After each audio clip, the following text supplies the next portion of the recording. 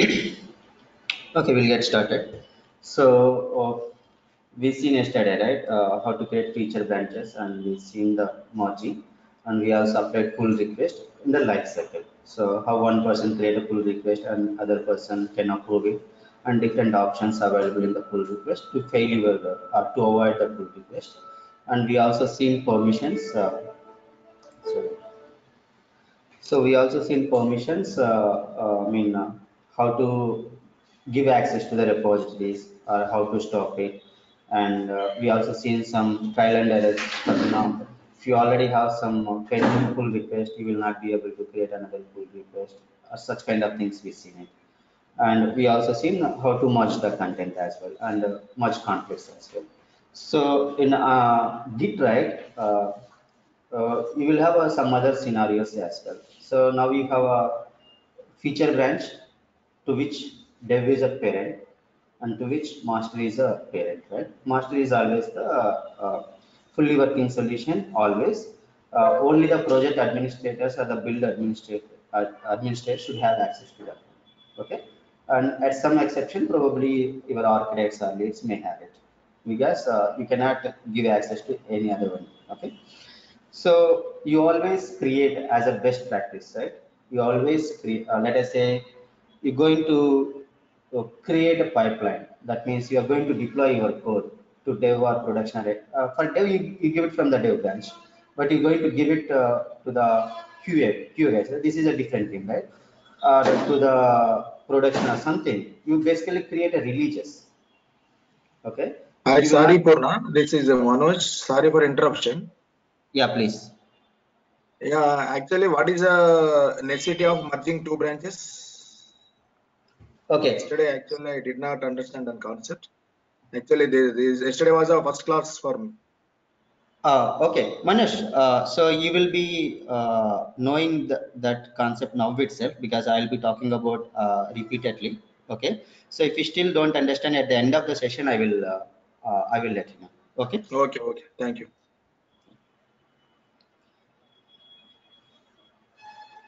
So what I do, I will not be going to create a QA branch or UAT branch, etc. As I told you, uh, this is against your DevOps principles and creating branches per environment because you have to build it many times. To give it to QA, you have to build it. To give it to UAT, you have to build it. That's not correct actually. Okay, because your code is not changing, only your configuration is changing. Okay. So what I do from the master branch, probably I create one release branch and I name it. Again, depends on our naming convention, right?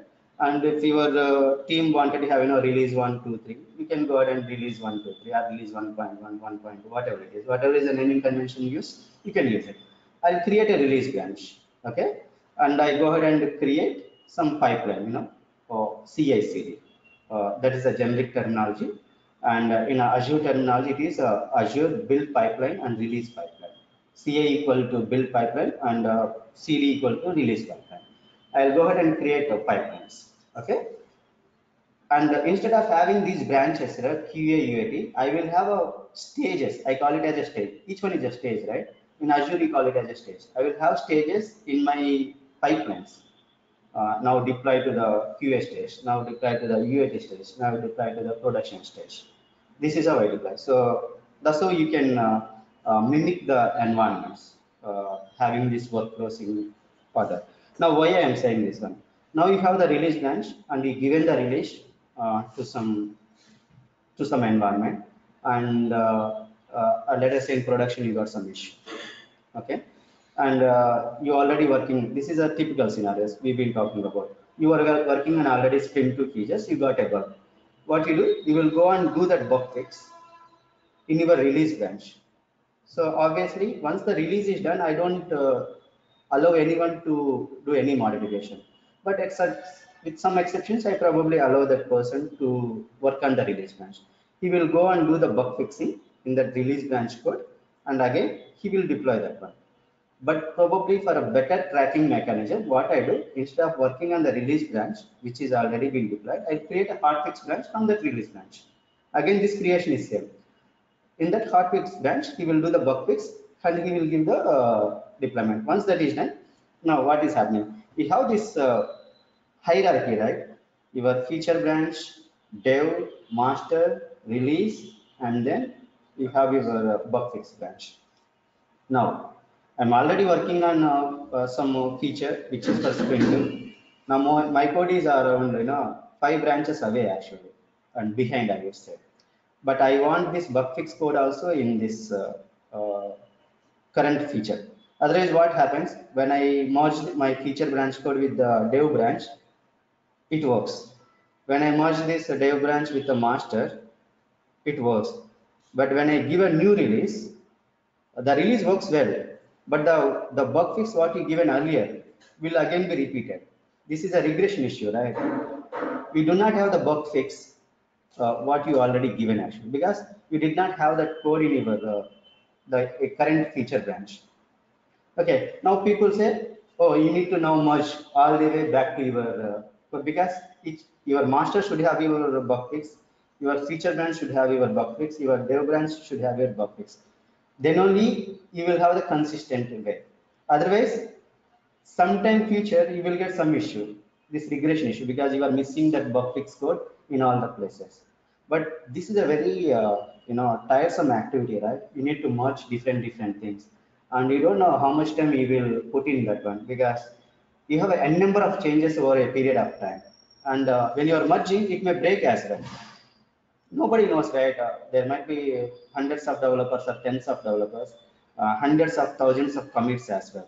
So for that purpose, to avoid this, now what I in my bug fixing or in some master branch or something, there are hundreds of thousands of commits, but all I need is a bug fix code, maybe that some 10 lines or 2 lines or 1 line of code what is there in my hotfix branch. I want that bug fix code, only that bug fix code in my feature branch, so that whatever the code I am developing for the current sprint will not give regression issues. So the tester will go and test it, he will still have the bug fix in place. If you miss that one, he will again raise that bug. This is called regression issues, right? So for that, to avoid all these mergings across all these layers, there is a concept called cherry pick. This is also merging, but this is a cherry pick. That means it's kind of copy paste. You copy from your notepad and you paste it anywhere you want. Okay. So in the same way, I'll copy from my hotfix branch whatever is the code I created or developed, and I paste it to my feature branch directly, and it will still have that tracking because it is happening from the tool. So how do I do that? This concept is called cherry picking. So many people don't use it, but if you're working for a complex engagement, if you're spending hours and hours just for merging, right? Don't do that one. If you can simply select a particular commit. In that commit, it may have 10 lines of code, 20 lines of code, and that commit might be across multiple files. Don't worry. You just go and review the commit, in which commit you have the bug fix, copy it, and paste it to your current working branch, your feature branch. This is called cherry pick actually. Okay, let me show it that way you will understand. So for that, what I do first, I will go ahead and so this is one of the scenarios. The other scenario could be, so let us say you are working on a feature called we created this. Okay, let me go to my branches. So right now I have a login microservice feature branch, and then dev branch and master branch. Yesterday we deleted another branch, logout microservice, right, as part of our pull request. So like this login microservice, you might have some, let us say logout or a home page, etc. These are the different features you may have it, right? So since I'm a contributor, I might have access to different branches, right? This is very much possible. Uh, Again, as a developer, I might not be restricted to only dev branch. I will be access to other feature branches as well, because there is always possibility to share our work. Okay, now what happens, maybe I'm doing some work and probably I switched my branch from my login microservice branch to some other branch by mistake. and code looks similar, right? Because you are sharing the code. Only some pieces of code lines will change, and rest everything will. And I go ahead and do all my changes and I commit it. Finally, after 2 days, I realized that I've been working on a different branch. Now what happens? Either you need to copy paste here if you are having only one or two commits, but if you are having 10, 15 commits, because the people will ask you to check in your code every day before end of the day. And it will go for continuous integration. If there are any issues, it will come into picture. That's a standard. And if you come to know this after 3, 4 days, right, then you really do not know what you changed. Okay, that's where your cherry picking comes into picture. This is another scenario. You can simply copy from another branch to this branch, but I give you another scenario like, you are 3 branches away, you are in hotfix branch, you can directly copy from there to here. So when you are again merging back, your bug fix code is going to the other branches as part of your regular pull request mechanism. So you avoid all these regression issues. Now let's go ahead and create some branches. Okay, what I'm going to do, I'll create a new branch. Now I will say it as I will follow the same naming convention. Dev Chandra. I'll say so home page. Let's give it like this because generic can be, it's a generic term, right? So home page, and I'm instead of this one I will say release. Actually I'm saying I'm giving the release 1.1. okay, always as I told as a best practice, give the release from master branch. But in many companies, some people might be doing creating the branch release branch from the dev or something, but that's not a good practice because we always have the working solution in the master branch. Especially you see this enforcement if you are working for the product development, because products are for many people, right? If they don't follow these rules explicitly or with enforcement manner, they cannot manage their product. So they follow it very strictly actually. Now go ahead and create a release one branch. Okay, the branch is created. Let's go ahead and see. So I'm not making any changes here. Okay, I want to create another branch based on my release one because my release one went to some production environment. Now I got the bug fix. I had to work on the bug fix. So what my administrator does, he will go and create another branch. Okay, so you can directly click here and create a new branch, or wherever you have the new branch option, you can go ahead and create. So let's create a new branch. I would say hotfix release 1.1. I'm saying I'm doing a hotfix for on release 1.1 branch, and it is based on release 1.1. Let's go and create it.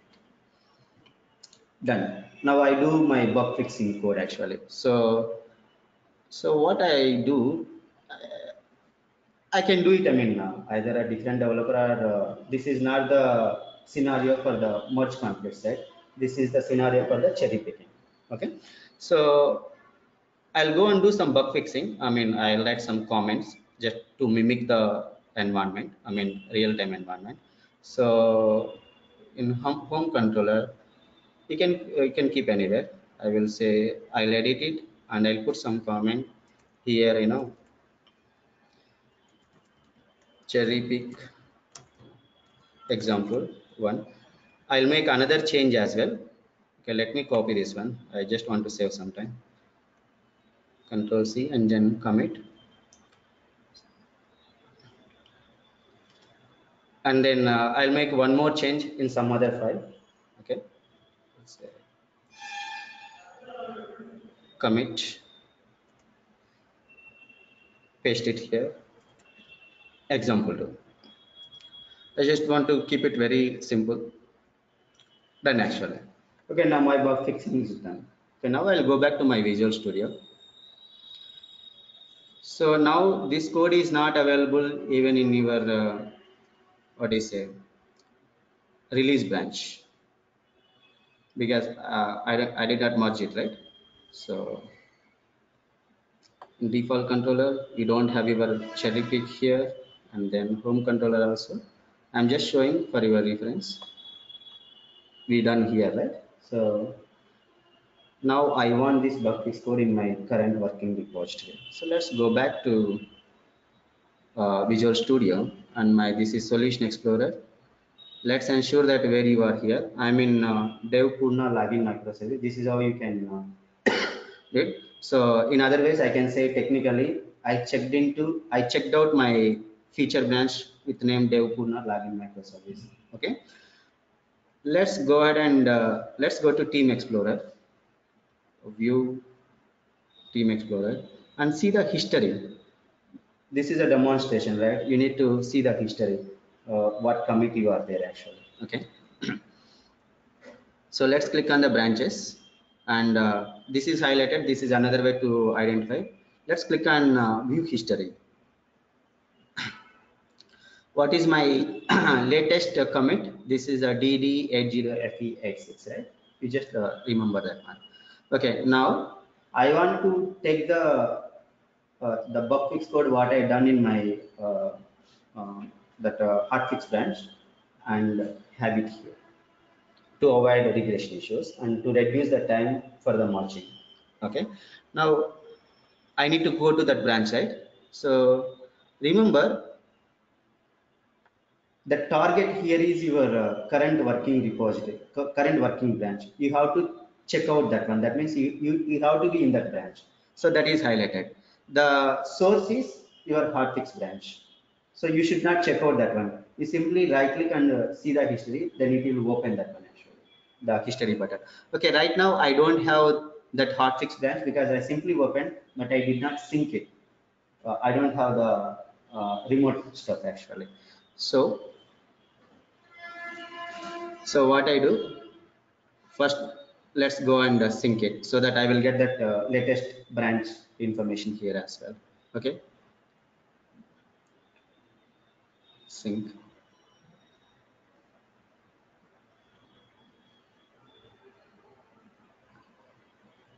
Done. Okay, let me check now. Branch. Yeah, I have this hotfix branch. This is remote, right? As soon as I check out this one, it will come to your local as well. Okay, now let's click on, let it come to there actually. Okay, you got it here. Okay, so just let me do it very freshly. Okay, let me close it. Now my hotfix branch is also available locally. My target branch is my Dev Purna login microservice. This is my current working branch. Let's check out this. Means now I am doing coding in my in this branch. Okay, let's open this home controller. So you don't have that one, right? The last one I added cherry pick. There is no cherry pick, and the other one is default. Here also you don't have the cherry pick. Okay, so let's close this to keep it very clean, and then go to your Team Explorer. As I told you, just keep this history open so that you can see the changes live while it is working. The latest one is DD80. Okay, you just remember that. Okay, and then go to Team Explorer. My source is my hotfix branch. Okay, now let's go ahead and do a view history before do a cherry pick. Let me keep it side by side, this side. Okay, and then you can simply drag and keep like this. You can see side by side view actually. So the latest commit here is a 4DBE, and first I updated home controller, right? And then I updated default controller. So I don't want to open here, you will get confused. I'll open this commit from the portal and show you. Okay, the first one is 4DBE, right? Let's go to portal. Now you can go to the history. Oh, sorry, this is in release one branch. Okay, let's go to hotfix branch.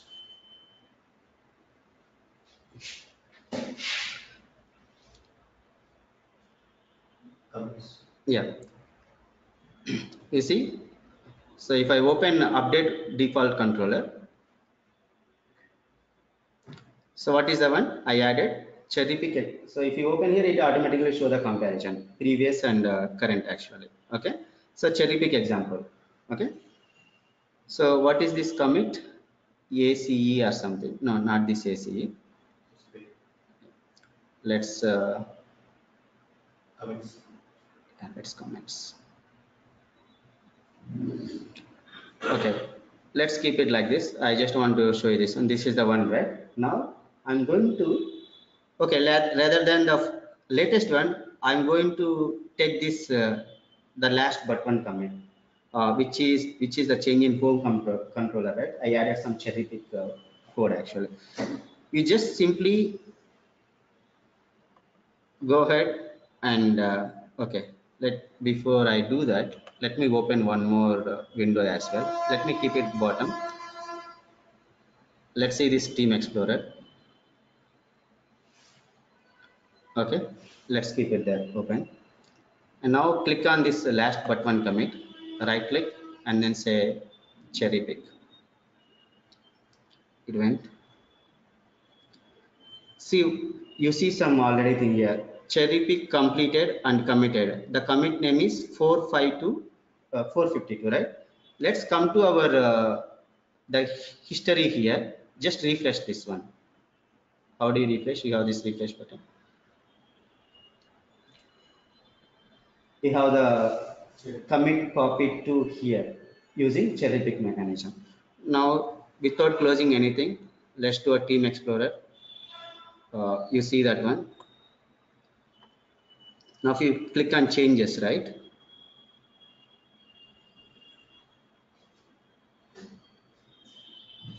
Okay, click on sync. Now you can simply, this is update home controller CS, right? Or if you want to see it now itself, you can simply open. Okay. So now it is copied, you will not lose anything actually. Okay.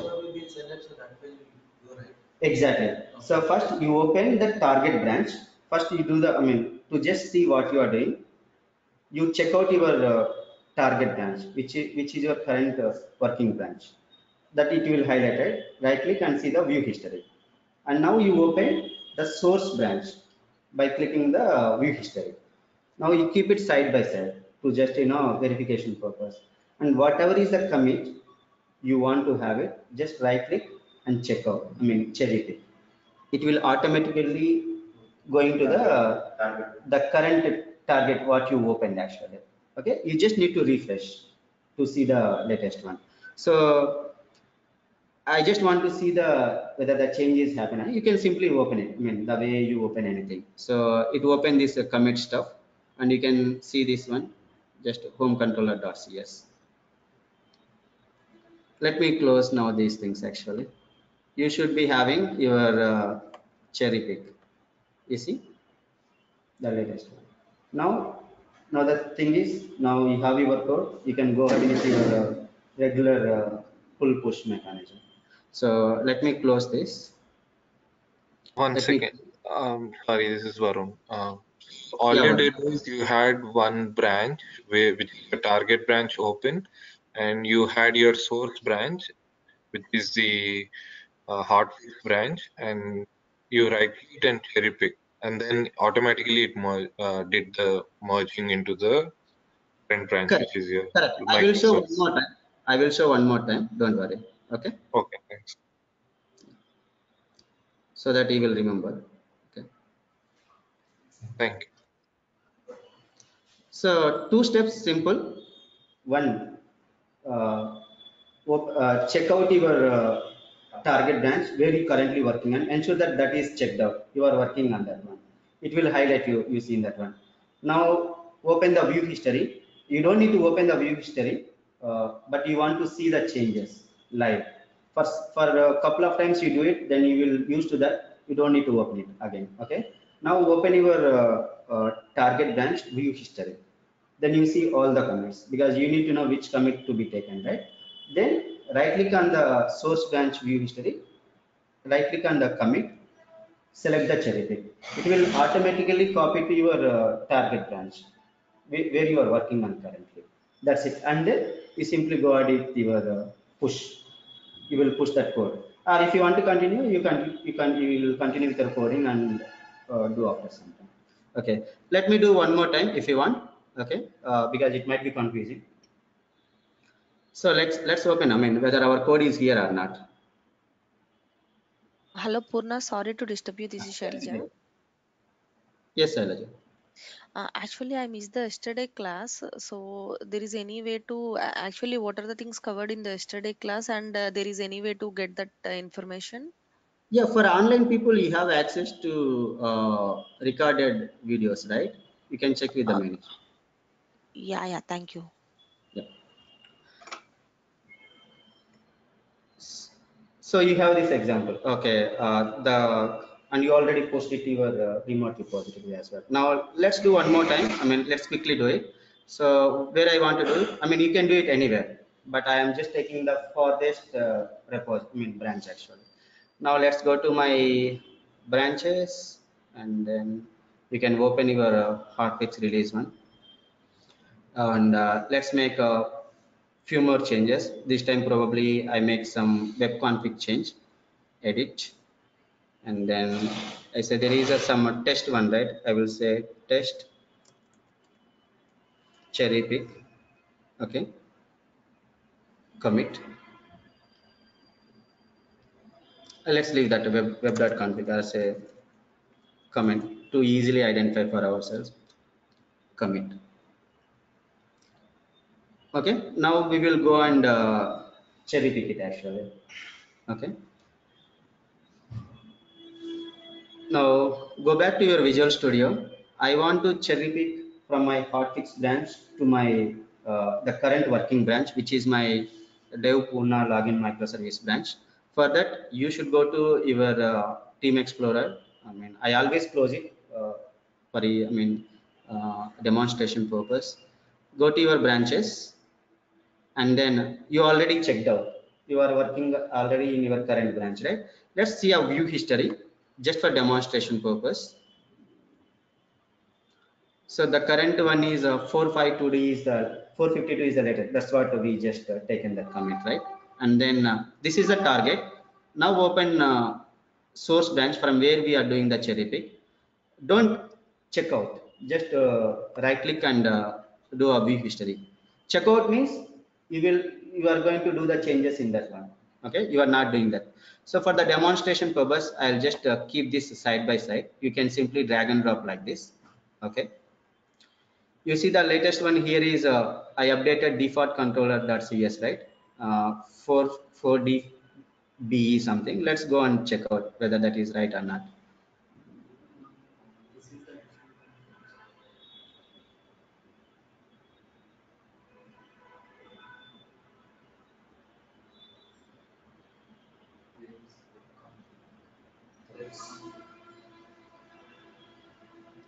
This is CA, right? Yes. So why it is not? Sorry. I have to pull the changes. I have not done that one. Okay, that's good. Okay, what I can do? I can simply do a sync. So I'll get all the latest. Okay.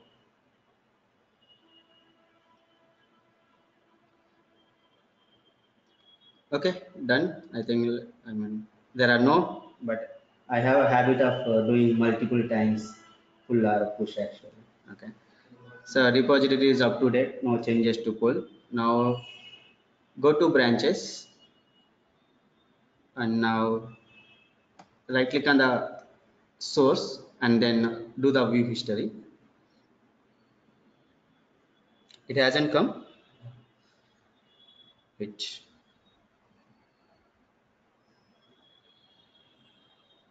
sorry, this is your local. Let me let me change it here.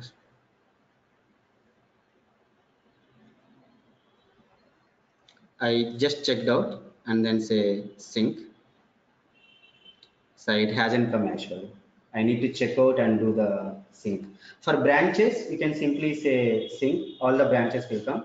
But the content inside your branch, you have to check out and then do it. Let's go and pull actually. Done. This is the one, right? Okay. Now let's go ahead and see actually. Check out CA7EB. Okay, the latest one. And now remember, my target is my current working one, which is my Dev Pune login. This is my current working branch. Let's check out. Means just double click that one. Okay. Now your local code is pointing to your this Dev Pune login microservice, and I already opened this view history. Right click and do the view history. Okay. No changes here. And now what I do? Go to Team Explorer. On source hotfix release 1, do a view history. So I got my, since now I pulled the latest code, I got my commit. So just for the demonstration purpose, that let's close the media to open 2 times. You can simply drag and drop to the bottom, just for demonstration purpose. Now you also need to have this Team Explorer, right? Let's open this and go to home. Okay, now I want to have this commit, this cherry pick, you see that comment into my local branch. All you need to do is simply right click and then do a cherry pick. That's it. It's already copied. All you need to do is just refresh it. Right now it is 452, right? Now you will get another commit there. This is 284 because that is the commit ID there. Whenever you commit to different branch, you will get a new commit, right? Now all you need to do is go to Team Explorer and you see the cherry pick completed and committed is 2848. That's what you see. That means now you have this cherry pick code in your local repository. You want to see, just a double click and you'll just close this and you can close everything. Now the change what I done is in my web.config. You can open it and see. So the change I done is cherry pick. It is already highlighting that one. Okay. So that's how you do. And after that, you can go ahead and continue your, you can push it, and or you can continue with your code. Whatever you want to do, you can do. Now it is in your local. I simply say sync. When I say sync, I don't have any incoming commits. I only have the outgoing commit because I just done cherry pick, means I have the latest code, one commit into mine. So this is outgoing, right? So you can simply say push. That's it. This is how you can reduce the time to merge different branches when you only have a small amount of small number of commits, less number of code to be copied to your another branch. Okay, so since you are having this in your local, obviously it will go through the pull request mechanism, and your bug fix code is there and your current working code is there. You will not get into regression issues. Okay. Hope you guys got it now, the cherry pick. Yeah. 3 steps. Check out your target branch, your current working branch, where you want to copy the commit from the other source, and see the view history and open the view history of that branch. Don't check out. I mean, don't double click it, and then right click, cherry pick. That's it, and then you go with your push pull mechanism. Okay. Okay. Yeah. Yeah, what if we have too many changes? You can take it. You can do one by one. So you have to do manually. Yeah, this is. I have not done it. You can see it. I mean, you can try it actually. Okay, you can do it. See this cherry picking. If you are doing it multiple things, right? Then it is a kind of merge actually. Okay, we apply cherry pick mechanism for small things. Let us say you want to do some 10-15 commits, then that is a hell lot of code. You should not be doing, you have to go with the merge actually. When you have a small things, one commit, 2 commits, or bug fixes, etc., you can go with cherry pick. It is similar to your, let us say you have one PowerPoint presentation. If you want to copy and you have another PowerPoint presentation where you want to have some content from that slide. If it is one slide, you copy the content and put into your target presentation. If you want to have some 90% of or 50% of what you do, you simply make a copy of that one and then you move it. So the cherry pick scenario is for to avoid merge things when you have one or two commits, 10 lines, 15 lines. I'm just giving an example. You don't need to go through all this part, and these changes are visible to you. If you have 100 changes across 10 files, you cannot even remember what code you written in which one. When you done a cherry pick, right, you don't even know what code has come to your local working repository. Don't do that for hectic things actually. For hectic things, go with regular merge mechanism. But for small things, go with cherry pick because it will reduce your time. Manual. Exactly. So these are the scenarios. That's why I explained the scenario. Some bug fixes, or by mistake you written some code to other branch, but you want to have it here, but you want it to be trackable. So I mean, this tracking works like this, right? Somebody tells you, okay, why you are doing this much time? I'm just giving some non-functional stuff as well. Okay, so don't do the cherry picking for bigger merges actually. So you can go and try, I mean, doing multiple things. You see the difficulty actually. Okay. So guys, that's about Azure repos. So you've seen Git commands. Okay. Pull, push, and stash, cherry pick, merge, context, pull request, and its workflows, and then merge context. Okay, merging and applying policies and permissions and the branches and giving access to the teams or members. Okay, these are all the things that you can do as a DevOps engineer, or for that sake, anyone can do because you already seen all the features available. And if someone wants to have this from the command prompt, of course, there is no worry.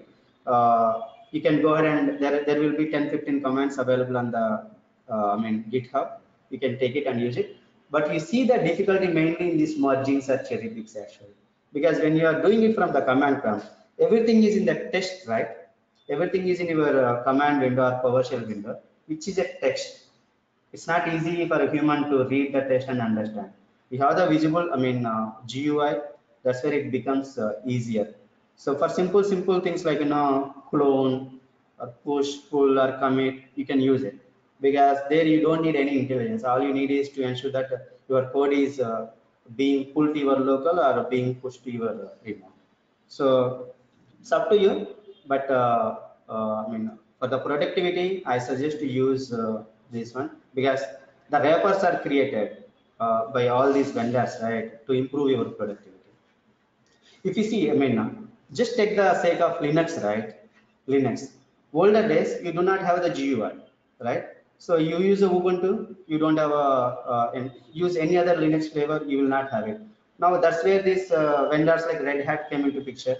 They created the Linux wrappers on top of that. Now you are using the Linux server the way you are using the Windows server.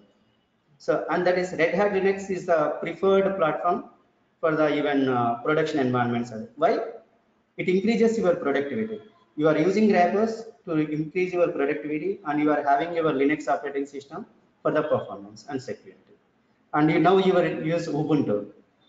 Everyone nowadays, right? You take Ubuntu, you install the desktop on that one, and start using that one because it's a time-consuming activity. So nowadays it's all about productivity, not how well we know the things. If you are doing it well, fastly, that's it. You are good. So you can go ahead and practice all these different things. Now let's move on to the next one. Okay, this is where the interesting stuff will start.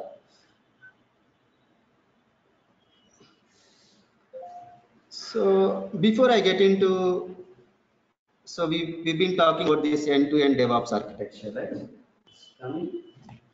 Let me show. So I told you we have a different SDLC pages. We done the planning phase, and respectively we done the Azure course, and then we have the coding page. That's what your Azure repos, version control, and the next one is your build and deployments, right? So which is nothing but your releases. in your SDLs. You deploy to the different environments. So in this continuous integration CI pipeline, we going to use Azure pipelines. So CI is Azure builds and CD is Azure releases, which comes under the same category, Azure pipelines. So under CI, what we going to do? We take again some .NET application. Guys, it doesn't matter how many thousands of lines of code is there. As a DevOps engineer, all you need to do is how you can do a build and deployment. You don't care what functionality is there, whether functionality fail or successful, what is there, it doesn't matter to you. You just need to package it and deploy it to different environments, make it available to the end users, or the end users can benefit, right? If it is application, your users; if it is code, your developers or testers, whoever it is. So don't worry whether this is a big or small, there is an application for you. And never even ask what is the functionality of that one. You don't need to do that. So what are the different things we're going to do in CI? So we take an application and we do the build, we do the automated builds and then we do the code analysis for the code quality actually. And we use a different stuff like, Sonar Cube, etc. for the code quality. And if the quality is not good, we will see how the quality will be measured, etc. If the quality is not good, we will fail the build, even though the functionality is right, because quality is out. That's why we are having the DevOps here. And we also do, some configurations in the code quality, I would say the code coverage, unit test cases, blah, blah, blah. You have many things under code quality. We will integrate the Sonar Cube with your build pipeline, and we will fail the build, we will make the build successful, and we will copy to the different places for the artifacts for the deployment purpose.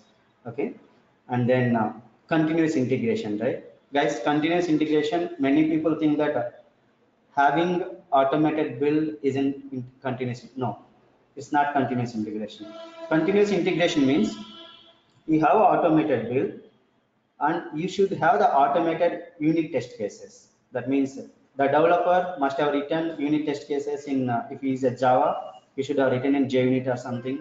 If he is a .NET guy, he should have written in MS Unit Testing Tools or NUnit. So whatever is the way, but you should have the automated unit test cases. You call it as a white box unit test cases.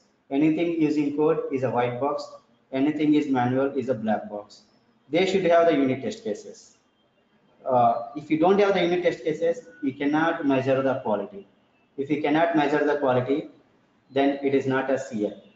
CI is all about ensuring that your code is of high quality. So somebody says, go and create a CI pipeline. The first question you should ask is, do you have the automated unit test cases? So if they have it, good. If they don't have it also, you will go ahead, but you will put a remark there basically. Since we do not have the unit test cases, we cannot have the coverage or the quality, etc. So we will see in depth while we are moving forward actually. So I will now talk about CD pipeline. First, let's do this CI pipeline. Okay.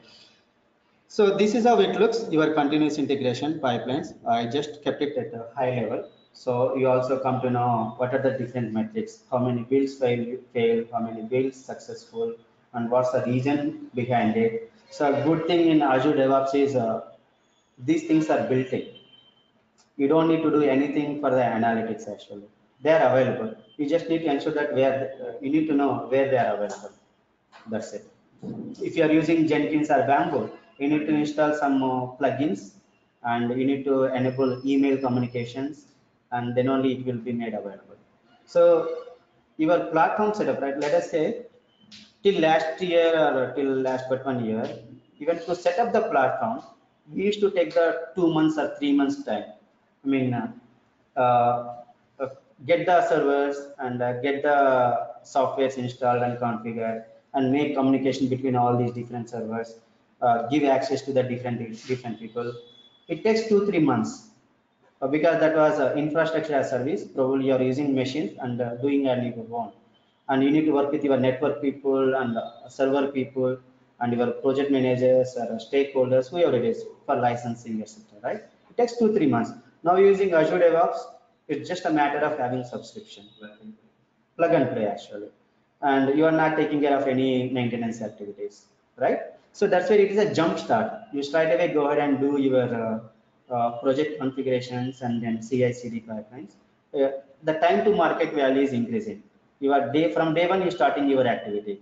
So that's why 3 months of time is getting saved for your business. That means at least 3 months in advance they can go to the market. They can release application. I'm just giving some ballpark estimate. Okay. So let's not get into the CD. So I just wanted to say that, okay, you finish these things and we will be finishing the rest of the things. End of the session, you implemented end-to-end DevOps. DevOps is just nothing, I mean, it's just not a CI/CD.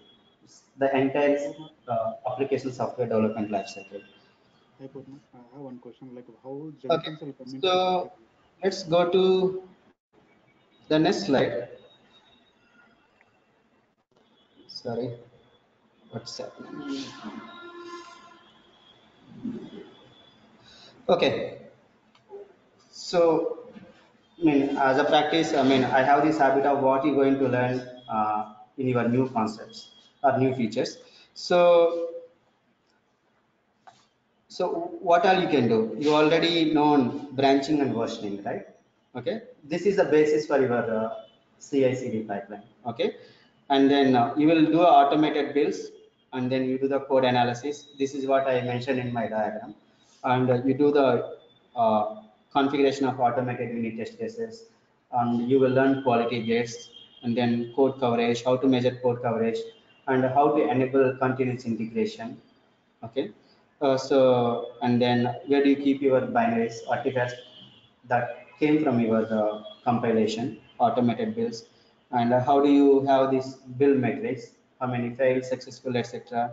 And then application configuration, that means you are moving application from one environment to the other environment. Your database server names will change, user ID passwords will change, and you might be using some third-party APIs, they will change.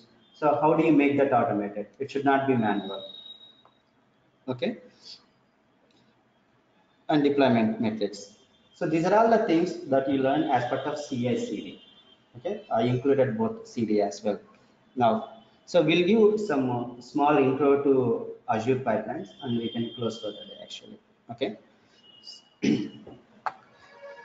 So let's go back to our before I get into the slide.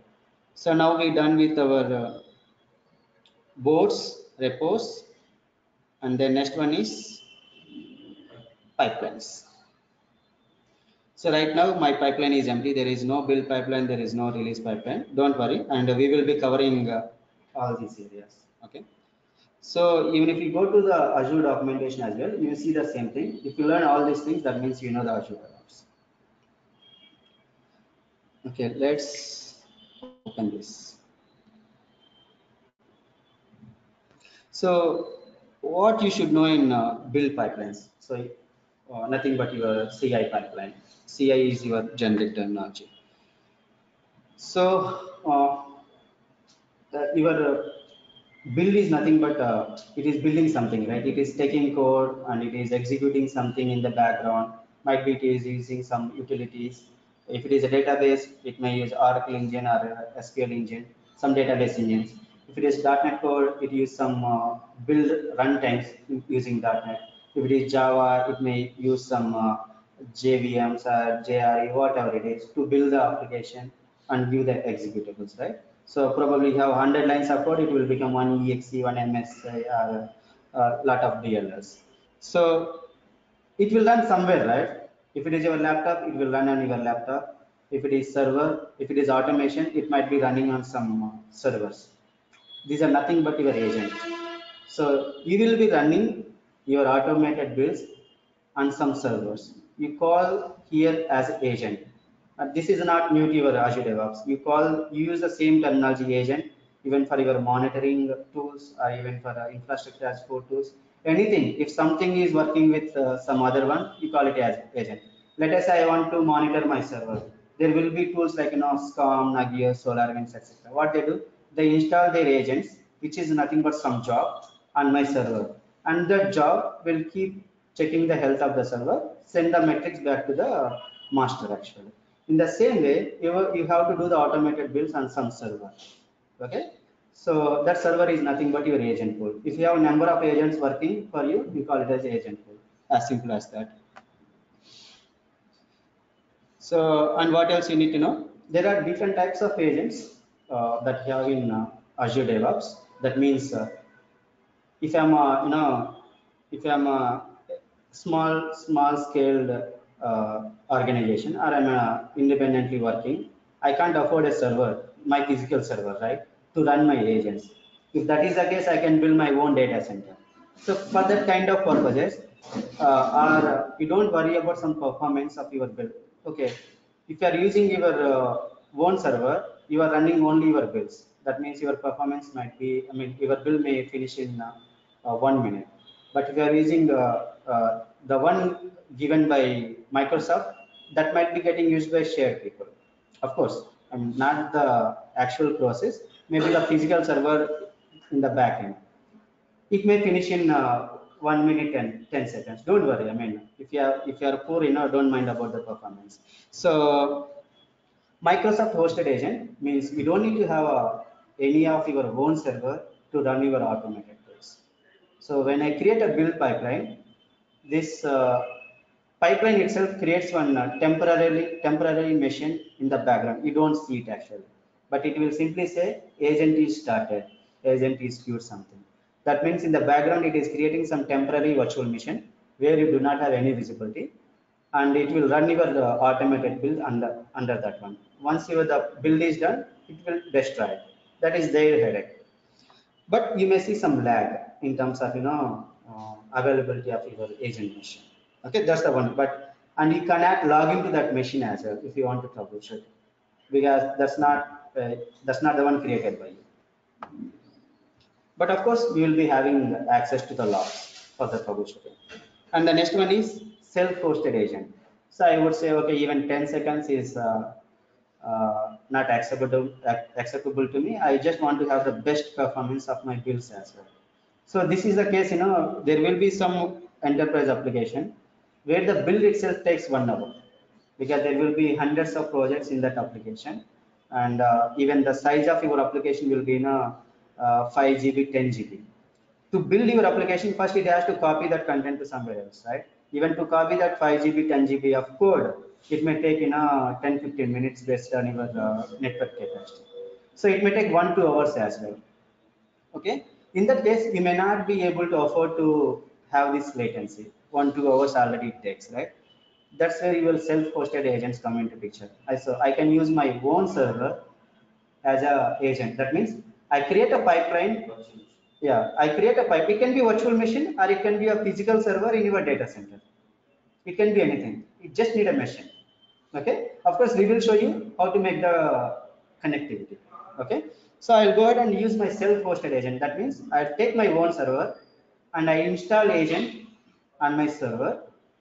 And when I run the build, which is nothing but your build pipeline, it will run your build on that specified server. So the performance might be higher, slightly, or whatever it is, depends on the capacity you have. So these are the two types of agents you have. So when we are creating the build pipeline, right, you will see these two options. And what else you need to know? So again, agents, right? These are the virtual machines, right? So Microsoft supports both Windows, Linux, and Mac. Even hosted agents, again the same thing, right? So there is no operating system constraint here. You can have agents on any one of the operating system types.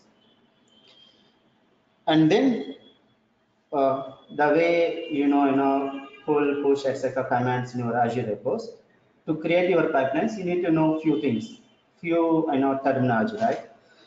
So you will be going to use these things like tasks, variables, triggers, build options, build retention policies, etc. So you will be using these terminologies and the relevant activities to create your pipeline. So, as a practice, right, because in all the sessions, I have the people both from the technical background and non-technical background, okay? And some people are already experts because they are developers or leads, right? Some people don't even know what is a ID or something. So for every automation, the basis is the manual activities.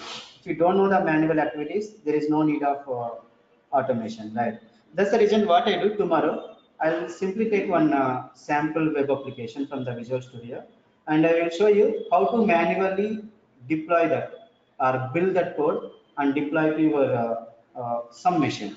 I use my laptop only. So now you know the manual activities, and then we can move on to the automation. So otherwise, what happens if I straight away get into the automation? People from the non-technical background or who never worked on it, then they don't know what I am actually teaching.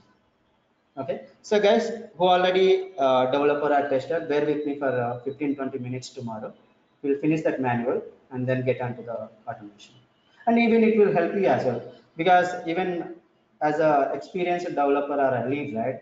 Many of the times you might have got a chance to install IIS and configure IIS, and probably some administrator already might have given you the complete server with IIS installed, and you go and deploy your stuff, and you go and deploy some, do some configuration, or the IIS administrator will do it for you.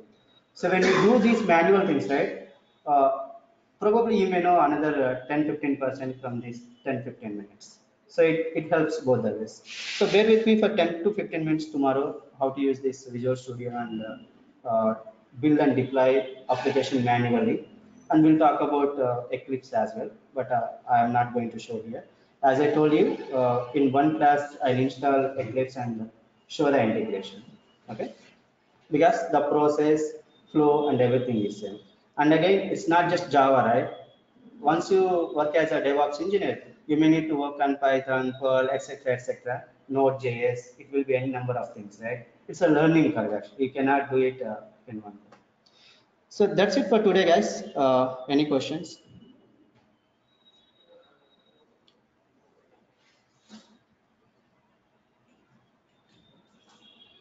Hello, Purna. Okay, no questions. I'll stop it. But yeah, Can you hear me?